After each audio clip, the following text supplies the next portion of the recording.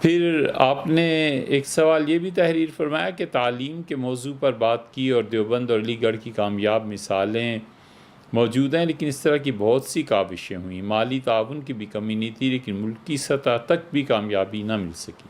یہ آپ کی بات درست ہے، بلا شبہ ایسے لوگ تھے جنہوں نے ادارے قائم کیے اور ان کے پاس اسباب اور وسائل دیوبند کیا اور علی گڑھ کیا اس سے 100 گنا زیادہ تھے۔ نواب تھے، نظام صاحب نے حیدرآباد میں ان حضرات نے قائم کرنے کی کوشش کی، لیکن جو آدمی ادارہ قائم کر رہا ہے اس کا اللہ کے ساتھ کتنا تعلق ہے؟ بنیاد اداروں کی یہاں سے پڑتی۔ علی گڑھ کے مخالفین بھی تھے اور علی گڑھ کے موافقین بھی تھے۔ حضرت قاسم نانوتوی رحمۃ اللہ علیہ کو سر سید نے خط لکھا کہ حضرت ہمارے یہاں اسلامک اسٹڈیز کے لیے کوئی آدمی چاہیے، تو آپ کو معلوم ہے حضرت نے اپنے داماد کو بھیجا تھا علی گڑھ، فرمایا جاؤ اور علی گڑھ والوں سے تعاون کرو اور یونیورسٹی میں جو بھی بچے آتے ہیں ان کو اسلام کی بنیادی چیزیں سکھاؤ۔ تو علی گڑھ کی تاریخ آپ پڑھیں تو وہاں مغرب کی نماز بہت شاندار ہوتی تھی، بہت شاندار۔ سر سید خود سٹک لے کے گھومتے رہتے تھے کہ کون مسجد میں نہیں آیا، اور علی گڑھ کے جو پرنسپل تھے گھوڑے پہ، گورا تھا، گھوم رہے ہیں، جس کو دیکھ رہے ہیں کہ مسجد چلو، شیعہ بھی سنی بھی سب مغرب کی نماز میں جمع ہوتے تھے اور بڑی شاندار نماز ہوتی۔ حضرت نے اپنے داماد کو بھیجا۔ حضرت شاہ عبدالعزیز صاحب محدث دہلوی رحمۃ اللہ علیہ کے زمانے میں بھی ہوا تھا، کورٹ میں حضرت نے اپنے کسی عزیز کو بھیج دیا تھا کہ جاب کرو، تو اس پہ حضرت غلام علی صاحب رحمۃ اللہ علیہ نے بہت برا منایا۔ انہوں نے لکھا کہ حضرت یہ غیر ملکی بدیشی آئے ہوئے ہیں، کیا ان کی حکومت میں مسلمانوں کو تعاون کرنا چاہیے؟ یہ تو ہم اور غلامی میں جا رہے ہیں۔ تو ایسی بہت سی مثالیں آپ کو علی گڑھ میں بھی مل جائیں گی۔ بات کیا تھی؟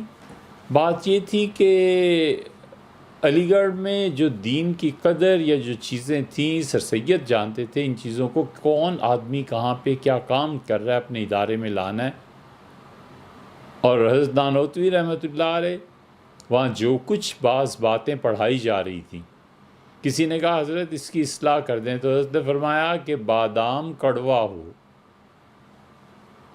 اور اس کو بیچ کے تم شربت کی بالٹی بھر کے رکھ لو اور روز شربت ڈالا کرو کہ بادام کا پودا میٹھا ہو، وہ نہیں ہو سکتا۔ یہ سخت طنز تھا علی گڑھ پہ کہ انہوں نے بادام ہی کڑوے لگائے، لیکن جو کچھ بھی تھا بہرحال وہ سامنے آیا۔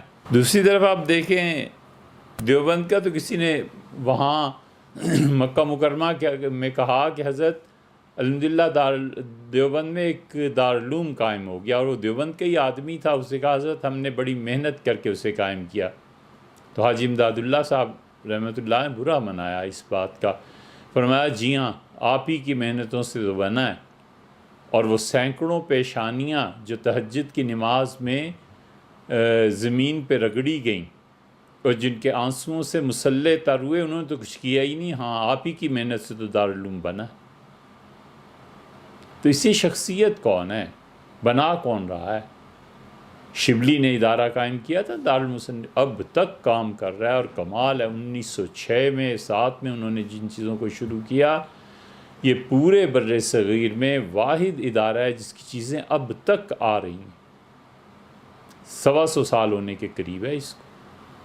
شبلی نے کیا کیا؟ اپنی ذاتی جائیداد جو تھی وہ دے دی، ندوہ سے فارغ ہوئے تو انہوں نے کہا بچوں میں کام تو کچھ نہیں کر سکتا، اچھا میری ذاتی زمین لے لو اور یہ کرو۔ سید سلیمان ندوی رحمۃ اللہ علیہ، معین الدین ندوی، عبد الرحمن، یہ سب کے سب لکھاری جتنے تھے، انہوں نے سید سلیمان ندوی رحمۃ اللہ علیہ نے دارالمصنفین میں جہاں بیٹھ کے سیرت کا کام کیا تھا، ڈاکٹر حمید اللہ پیرس والے ظاہر ہے ہندوستانی بنیادی طور پہ تو تھے، حیدرآبادی، وہ جب دارالمصنفین میں گئے تو دارالمصنفین والے خود اس کمرے میں گئے اور ان کا حضرت یہ ہے وہ جگہ جہاں سید صاحب بیٹھا کرتے تھے. تو فرق یہ ہوا کہ جب سب لوگ آگے پیچھے داخل ہو رہے تھے تو ڈاکٹر حمید اللہ صاحب نے اپنے جوتے اتارے پھر اندر گئے. کسی نے کہا حضرت جوتے اتارنے کی ضرورت نہیں، تو فرمایا کہ سید صاحب نے جہاں بیٹھ کے کام کیا ہو اور سیرت طیبہ پہ کام کیا ہو، اس جگہ کا عزت اور احترام مجھے اجازت نہیں دیتا کہ میں کبھی بھی یہاں بیٹھ کے، اور جو سید صاحب جہاں بیٹھتے تھے وہاں انہوں نے نفل پڑھے. اب بات سے بات نکلتی ہے، امام نووی رحمۃ اللہ علیہ مسلم کے اشارے تھے، اور سبکی یہ بھی بہت بڑے آدمی تھے. سبکی کوئی کام نہیں تھا، بس اپنی اس حویلی میں رہتے تھے، لکھنا پڑھ نہیں تھا. حقیقی بیٹی کا جنازہ تھا، نہیں گئے. فرمایا لے جاؤ، بہت وقت لگ جائے گا تجہیز و تکفین میں، اور مجھے فلاں کتاب مکمل کرنی. تھا ایک ذوق ان کا. تو سبکی جب امام نووی رحمۃ اللہ علیہ کی مسجد میں گئے تو ہر 2-4 قدم پہ پھر سجدہ، پھر سجدہ، پھر نماز، پھر نماز. تو کسی نے پوچھا کہ حضرت کیوں؟ انہوں نے کہا امام نووی کے جہاں قدم لگے ہیں نا اس مسجد میں، میرا سر اس جگہ کو چھو لے، میری پیشانی، اور شاید میرا نصیب کھلے. تو آپ دیکھیں وہ بڑے لوگ. تو جو ادارے قائم کرتے ہیں، شبلی، عظمہ قاسم نانوتوی، سر سید، یہ سارے حضرات بڑے رحمہم اللہ، انہوں نے اپنے اپنے ایم میں بڑا اخلاص تھا. اور مخلص آدمی اس کی کشتی اور جہاز ڈوبتا ہوا بھی ساحل پہ لگ جاتا ہے، اور نیت اگر کسی کی خراب ہو تو اس کے چلتے جہاز بھی سمندر میں ڈوب جاتے. اخلاص تھا، اللہ کے ساتھ تعلق تھا، اللہ سے مانگنا تھا. تو اللہ تعالیٰ نے ان اداروں کو بہت بہت ترقی دی. یہ مثالیں جو آپ فرما رہے ہیں، تو ملکی سطح یا عالمی سطح پر پہنچنے کے لیے جو لوگ بانی ہیں نا، ان میں بھی تو تقویٰ کا ہونا ضروری ہے. مظاہر العلوم سہارنپور، اس کو دیکھ لیں، اس سے تھوڑا کام کیا ہندوستان میں ماشاءاللہ. اور جو اساتذہ وہاں پڑھاتے تھے ان کے تقویٰ کا حال یہ تھا کہ ایک استاد کو دیا کہ سالانہ رپورٹ یہ شائع کر دو. وہ پیسے لے کے گئے اور جیب کٹ گئی.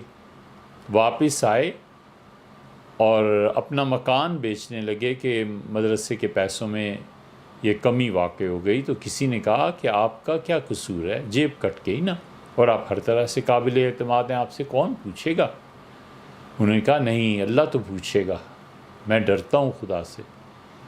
مدرسے والوں نے استفتاء لکھ کے بھیجا گنگوئی رحمۃ اللہ کو، حضرت آپ بتائیں کسی آدمی کی جیب اس طرح کٹ جائے مدرسے کا مال تو کیا اسے لوٹانا چاہیے؟ تو حضرت نے لکھا رحمہ اللہ نے کہ اگر اس کی اپنا کوئی قصور نہیں ہے تو مال اس کو لوٹانا نہیں ہے. تو جب خط پڑھایا گیا فتویٰ تو انہوں نے غصے سے اس خط کو ہاتھ میں اٹھایا، دکھایا باقی مولوی صاحبان جو بیٹھے. انہوں نے فرمایا مولانا رشید احمد صاحب سے خود کبھی پیسے گم ہو جائیں نا کسی مدرسے کے تو میں پھر پوچھوں کہ آپ کے دل پہ کیا گزرتی ہے. ہرگز نہیں ہو سکتا میں اپنا مکان بیچ کے مدرسے کے پیسے پورے کروں گا، یہ مسلمانوں کا مال ہے، میرا تھوڑا ہی. اتنے متقی اور پرہیزگار جو تھے نا، اللہ نے فرمایا انما یتقبل اللہ من المتقین، اور اللہ متقی لوگوں سے قبول کرتا ہے. اللہ نے قبول فرمایا.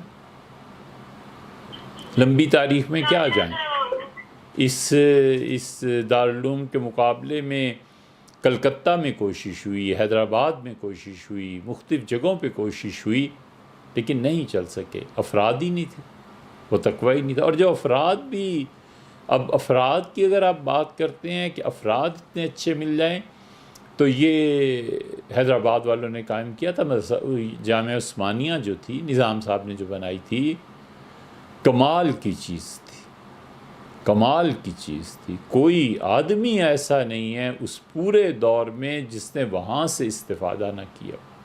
اور اگر یہ عثمانیہ چل جاتی اور عثمانیہ 50-60 سال اور رہ جاتی تو لوگ سمرقند اور بخارا کو بھول جاتے. آپ کو معلوم ہے وہاں شبیر احمد صاحب عثمانی نے لکھنی تھی اپنی کتاب مسلم کی شرح، وہاں گئے تھے،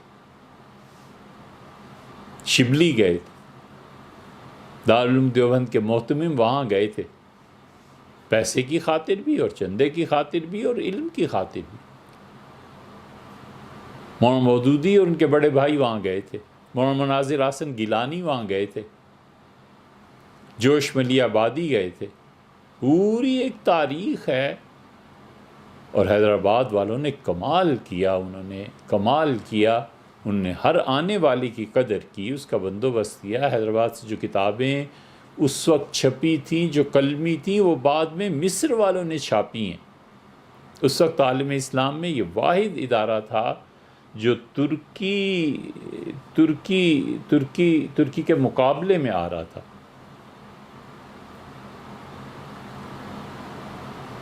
تو یہ بڑے بڑے ادارے تھے، اخلاص کی بنیاد پہ قائم ہوئے، تقوی کی بنیاد پہ قائم ہوئے، حلال مال سے قائم ہوئے. اور جو لوگ ان میں قابل قدر تھے، ٹیم بنتی چلی گئی، پھر ٹیم سے کام ہوا. اور جو نہیں ہوا تو وہ اس کی وجوہ میں سے ایک یہ ہے کہ ذوق کے لوگ نہیں رہے، ایسے لوگ نہیں رہے جن کو اکٹھا کر کے اجتماعی طور پر. تو اچھے تعلیمی اداروں کے لیے ایک تو یہ ضروری ہے کہ اخلاص ہو، تقوی ہو. بانی جو ہے نا وہ کھپا دیں اپنے آپ کو، بس کام ہی یہی کرنا اور کوئی کام ہی نہیں کرنا. وہ لوگ نہیں رہے. جہاں تک مالی تعاون کا تعلق ہے وہ بھی ایک ضروری چیز ہے. بہت سے اچھے لوگ. آپ کسی اور چیز کی مثال کیوں دیتے ہیں؟ یہ بہاولپور والوں نے ادارہ قائم کیا تھا، نواب بہاولپور جو تھے، ان لوگوں کی بڑی بڑی لائبریریز تھیں. یہ حقیقی معنی میں حضرت عباس رضی اللہ عنہ کی اولاد میں سے ہیں، شرح نسب ان کے محفوظ ہیں. انہوں نے بڑے بڑے لوگوں کو بلایا. مولانا شبیر احمد صاحب عثمانی رحمۃ اللہ کو بلایا، وہ گئے. ہمارے استاد محمد الرشید صاحب نعمانی گئے. بڑے بڑے لوگوں نے یہاں جا کر گولڑا میں جو حضرت تھے پیر مہر علی شاہ صاحب رحمۃ اللہ علیہ، ان کے ایک متوسلین میں سے غلام محمد گھوٹوی، بہت بڑی علمی شخصیت تھی، وہ گئے. یہ سب بہاولپور گئے تھے، لیکن نہیں چلا مدرسہ، کیونکہ دولت تھی مگر وہ جو علم اور اخلاص اور جو چیزیں تھیں وہ کہاں سے آتی. مولانا شبیر احمد صاحب عثمانی رحمۃ اللہ علیہ کے جو ان کے خادم تھے، ٹرین میں ان کے ساتھ تھے. تو مولانا شبیر احمد صاحب عثمانی رحمۃ اللہ نے اچانک اس سے کہا کہ دیکھو، اگر میرا انتقال ہو جائے تو مسلم لیگ کے لوگ مجھے جناح صاحب کے ساتھ دفن کرنا چاہیں گے، کیونکہ شیخ الاسلام تھے پاکستان کے، پرچم انہوں نے لہرایا تھا. 1948 کی بات ہے، اور سب لوگ اس وقت مسلم لیگ کے سارے عمائدین بڑے بڑے اور مولانا کا احترام بھی. تو انہوں نے کہا یہ نہ ہونے دینا، ان کے پہلو میں مجھے دفن نہیں کرنا، مجھے کہیں اور دفن کرنا ہے. اب وہ حیران کہ حضرت نے کہا کیوں ہے مجھے. اور اگلے دن ہارٹ اٹیک ہوا اور حضرت کا انتقال ہو گیا. کراچی لے کے آئی گئی میت. ان کراچی والوں سے پوچھے حضرت کی قبر کراچی میں کہاں ہے.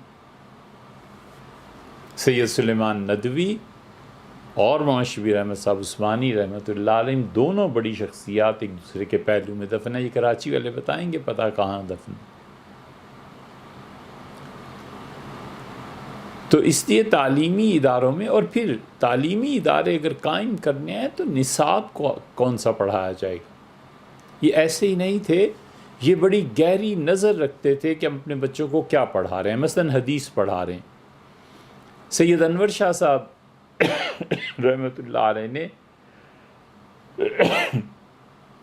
مظاہر العلوم کا سفر کیا، گئے اور شیخ الحدیث مولانا زکریا صاحب رحمۃ اللہ فرماتے ہیں حضرت نے مجھ سے کہا کہ دیوبند پہ تو میرا قابو نہیں اور نصاب میں اتنی جلدی سے تبدیل بھی نہیں کر سکتا، طحاوی تم اپنے یہاں پڑھایا کرو۔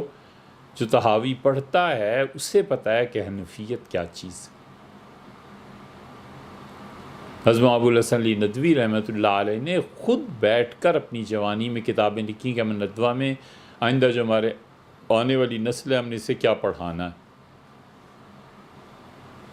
حضرت رحمۃ اللہ کئی کتابیں ابھی تک نصاب میں داخل،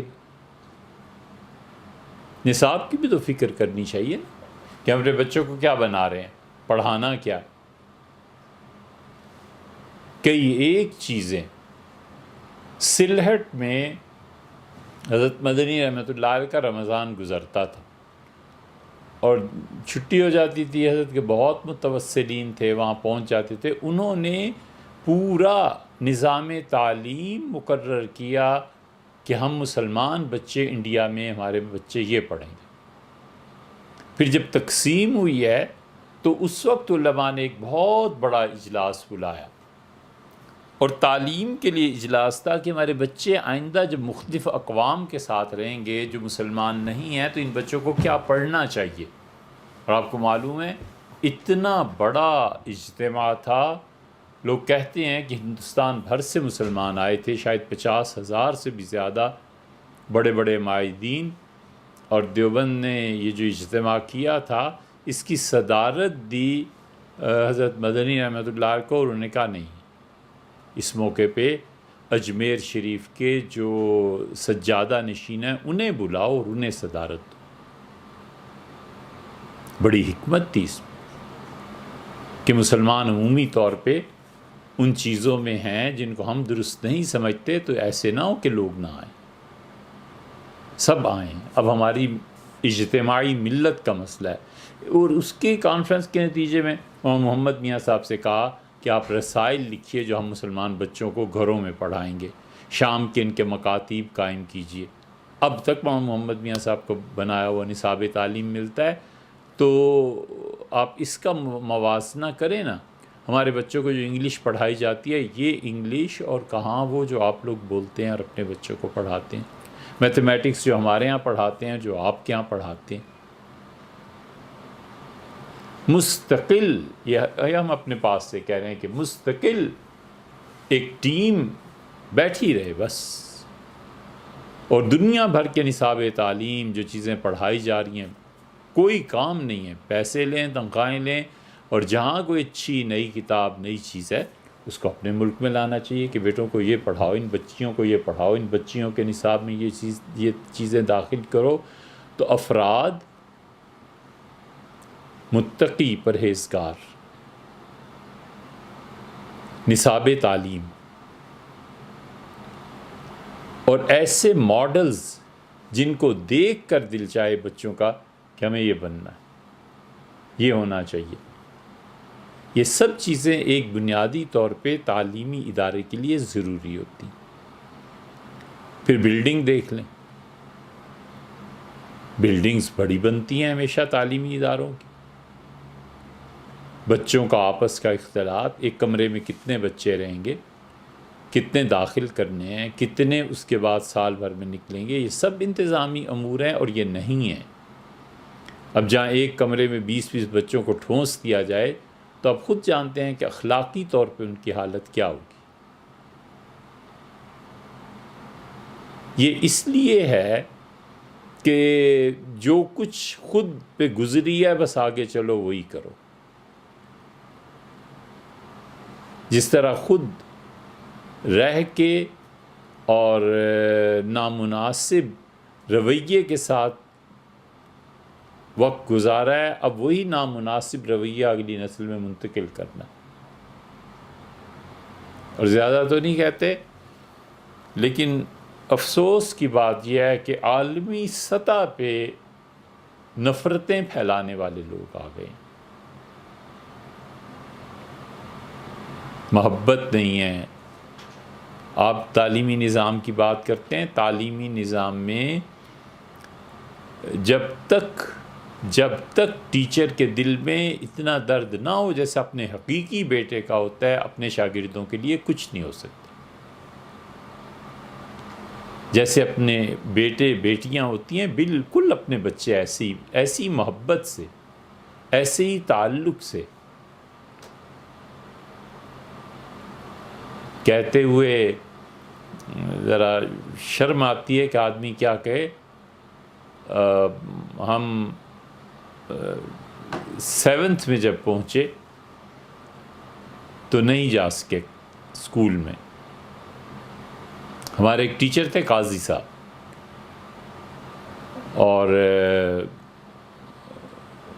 انہوں نے پوچھا کسی سے کہ وہ نہیں آ رہا. پھر جب ہم گئے تو انہوں نے کہا کہ اچھا تو تم آ گئے، سنا تھا بخار ہو گیا. ہم نے کہا جی بخار تھا ایسے. تو انہوں نے کہا کہ بہت پریشانی ہو گئی. کل پھر میں نے روزہ رکھا اور اللہ سے دعا مانگی کہ اللہ اس کو صحت دے اور بچہ کلاس میں واپس آ جائے. ہے ایسا ٹیچر آج. اب سوچتے ہیں کہ انہیں کیا پتہ ہے، مطلب کیا جی میں آئی ہوگی کہ روزہ رکھا ایک کہ ہمارا اسٹوڈنٹ ہے اور وہ اسکول میں واپس آئے. اس درد کے لوگ چاہیے. کہاں ہیں؟ ہم کتابوں ہی کی بات نہیں کرتے، اپنی عملی زندگی کی بات کرتے ہیں. ٹیچر تھے، انگلش پڑھاتے تھے، میتھ پڑھاتے تھے. شدید گرمی میں یہ انہوں نے کہہ رکھا تھا کہ جس کو جو چیز پڑھنی ہو وہ میرے پاس آئے، میں چھٹی کے بعد یہاں بیٹھتا ہوں. اسکول بھی کتنا بڑا تھا، چھوٹا اسکول تھا اور اس کا صحن تھا اور گرمی بہت شدید. تو ہمیں کچھ سمجھنا تھا، رک گئے. تو ہم نے ان سے کہا کہ سر یہ اندر بیٹھ جاتے ہیں اور بجلی ہے اور پنکھا چلا کے اگر اس میں بیٹھ جائیں. وہ بہت بوڑھے تھے. تو ساری چیز سمجھائی. اس کے بعد فرمانے لگے کہ بیٹے یہ بجلی جو ہے نا یہ گورنمنٹ کی ہے، اور میں آپ کو جو پڑھا رہا ہوں یہ ایکسٹرا ٹائم دے کے پڑھا رہا ہوں. اس کا اجر مجھے اللہ سے لینا ہے. اسکول کی بجلی کے استعمال کی اجازت نہیں ہوا کرتی. یہ فکرے تھے جو سن لیے. ان کا انتقال ہو گیا مدتوں کے بعد. کی یہ بات ان کی یاد رہی، اب تک بھی یاد ہے. مدتوں کے بعد ان کی تحقیق، ان کی خیال آیا کہ یہ شخص تھا کون. پتہ چلا کہ وہ بیعت تھے مفتی محمد حسن صاحب رحمۃ اللہ علیہ سے، اور مفتی صاحب خلیفہ تھے حضرت تھانوی رحمۃ اللہ علیہ. یہ تربیت ہے. اب بھی کوئی سرکاری افسر ہمارے یہاں کوئی فون کرتا ہے کوئی ایسی چیز، تو مجھے ہمیشہ ان کی بات یاد آتی ہے کہ پرائیویٹ کام ہے، یہ جائز نہیں ہے. یہ سب چیزیں ماڈلز سے تعلق رکھتی ہیں. ماڈلز کیسے ہیں؟ تو جو لوگ تعلیمی ادارے قائم کرنا چاہتے ہیں وہ تو پھر حال ہی کو دیکھیں. حال ہی گئے تھے نا، پنجاب یونیورسٹی نے بلایا تھا. تو جب حال ہی کی تقریر کی باری آئی، اس وقت متحدہ ہندوستان تھا. حال ہی کا انتقال بھی تو شاید 1914 میں ہی ہوا ہے. تو حال ہی نے کہا کہ پنجاب یونیورسٹی جیسا ادارہ میں نے ہندوستان میں نہیں دیکھا. تو انہوں نے کہا پنجاب یونیورسٹی نے جتنا کام انڈیا میں کیا ہے اس جیسا کوئی تعلیمی ادارہ نہیں ہے، فلاں فلاں فلاں. اور آخر پہ فرمایا کہ میں داد دیتا ہوں پنجاب یونیورسٹی کو، جتنے کلرک انہوں نے پیدا کیے ہیں ہندوستان میں کسی ادارے نے پیدا نہیں کیے. تو یونیورسٹی والوں کے سر ظاہر شرم سے جھک گئے. تو حال ہی نے کہا تمہارے تعلیمی ادارے پیدا کیا کر رہے ہیں؟ کلرک کی تو پیدا کر رہے ہیں نا، اس سطح کے لوگ پیدا کر رہے ہیں. ہمارا تعلیمی نصاب کیا کر رہا ہے بھیا؟ ہم کون سی سائنس اپنے بچوں کو پڑھا رہے ہیں؟ کمپیوٹر میں، مختلف علوم میں. اور اللہ کا شکر ہے، اللہ کا احسان ہے. معلوم نہیں آپ کا تجزیہ کیا ہو، لیکن مشرق کا دماغ، انڈین اور پاکستان کا دماغ، اب تک جو اندازہ ہوا ہے دیانتداری سے کہتے ہیں کہ اس دماغ جیسا دماغ امریکہ کیا اور انگلینڈ کیا کہیں نہیں. ہمارا خیال ہے کہ جتنے اچھے دماغ اللہ نے ہم لوگوں کو دیے ہیں اتنے اچھے دماغ ابھی تک وہاں نہیں ہیں.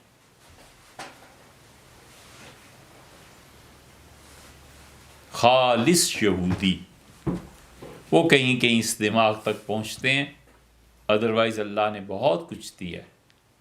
لیکن ہمارے ہاں نظام تعلیم کیا ہے؟ ہمارے ہاں اتنے متقی لوگ کہاں ہیں؟ ماڈل بنے، ماڈلز کہاں ہیں ہمارے یہاں؟ حضرت محمد الحسن علی ندوی رحمۃ اللہ علیہ بہت دیر ہو گئی، لیکن چلیے حضرت محمد الحسن علی ندوی رحمۃ اللہ خود فرماتے تھے، ہم نے ان سے ایک مرتبہ پوچھا تھا کہ حضرت کون سے لوگ تھے جن سے آپ ذہنی طور پہ متاثر ہوئے اور بہت ان کی شخصیت کا اثر پڑا؟ تو سید صاحب کا نام لے کے فرمایا کہ وہ تانگے پہ صبح صبح ندوہ آتے تھے، میں اور مولانا مسعود اور ہم سب لوگ کھڑے ہوتے تھے، ایک قدم پائیدان پہ تانگے کے اترنے کے لیے رکھتے تھے اور دوسرا قدم رکھنے سے پہلے ارشاد فرماتے تھے کہ علی میاں وہ ذرا فلاں کتاب دیکھنا، اس میں یہ فلاں کے متعلق کیا لکھا ہے، اچھا مسعود عالم تم بھی جاؤ اور تم فلاں حوالہ نکال کے ذرا لانا. ہم کھڑے ہوتے تھے استقبال کے لیے، لائبریری بھیج دیتے تھے.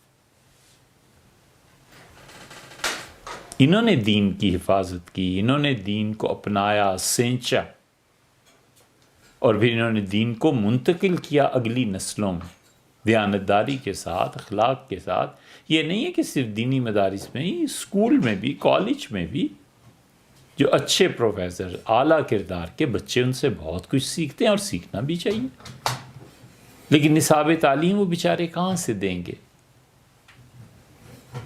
یہ چند موٹی موٹی باتیں ہیں جو آپ نے فرمائی ہیں کہ تعلیمی ادارے کی کامیابی کے لیے کیا چیز ضروری ہے جس سے دیوبند اور علی گڑھ کی مثال قائم ہو سکے. علی گڑھ میں بھی یہی حال تھا.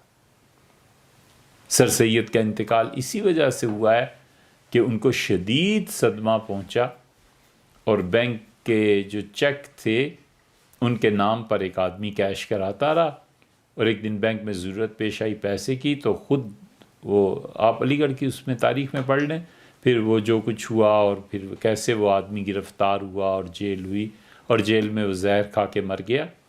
سر سید کو یہ صدمہ لے ڈوبا کہ کس محنت سے پیسہ جمع کیا علی گڑھ کے لیے اور یہ پیسہ گیا کہاں.